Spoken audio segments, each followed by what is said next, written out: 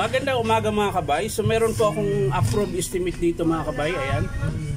39135 liter ale. Ang papalitan dito mga kabay, cord. Ayan. Ito po yung cord na bago. Kinabit ko na rin po yung plug. Tapos cord protector tsaka carbon brush. Ayan.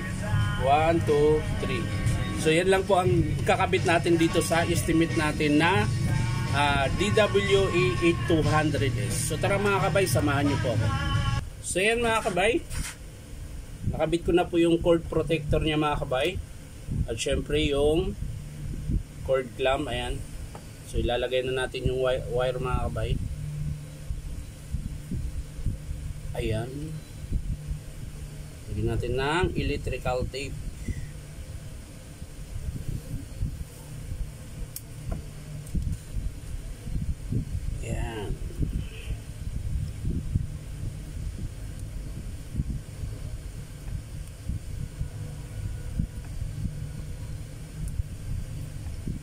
Sa kabila rin mga kabay, dinugtong ko na siya rito mga kabay para hindi ko na po siya kakalasin yung switch niya.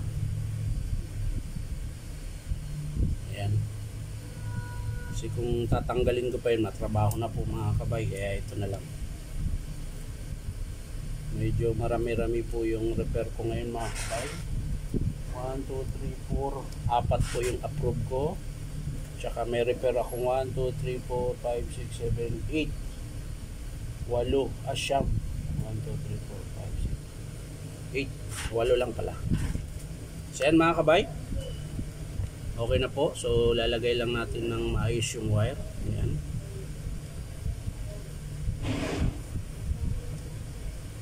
Syempre yung cord clamp lagay natin. So yan mga kabay, nakapit ko na po. Is lang natin yung wiring para hindi siya maipit. Ayan. So ang next ay yung carbon brush mga kabay. Kakabit po natin yung carbon. Ayan. Susungkitin nyo lang po yung spring para hindi siya mabali. Tapos kabit po natin yung carbon. Ayan. Pagkakabit mga kabay, ganyan lang po. Napakadali lang po. Ayan. Siyempre, lagay nyo yung spring tsaka yung terminal. Ayan. Sa kabila din mga kabay, ganun din. Ayan. Kabit natin yung bagong carbon at balik natin yung terminal. So yan na mga kabay. Yan na mga kabay, bago natin sara, testing muna natin.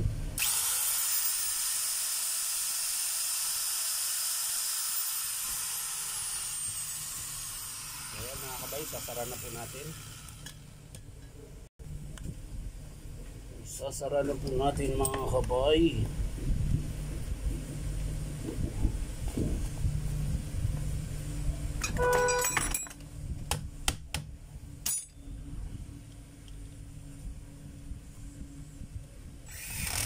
Ayan. Testing natin ulit mga kabay.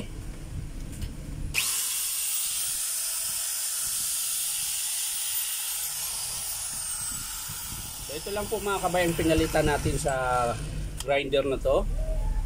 Cord po, itong cord, tsaka plug at cord protector, ito po. Tsaka yung carbon brush na mga kabay. So ito yung luma niyang cord mga kabay. Ayan. Pinalitan ko po dahil puro dugtong na po yun. So yan lang mga kabay, maraming salamat sa panunood at palike and share na rin po. At syempre po, subscribe po itong aking YouTube account na Inom Tabay. So maraming salamat mga kabay. Bye bye.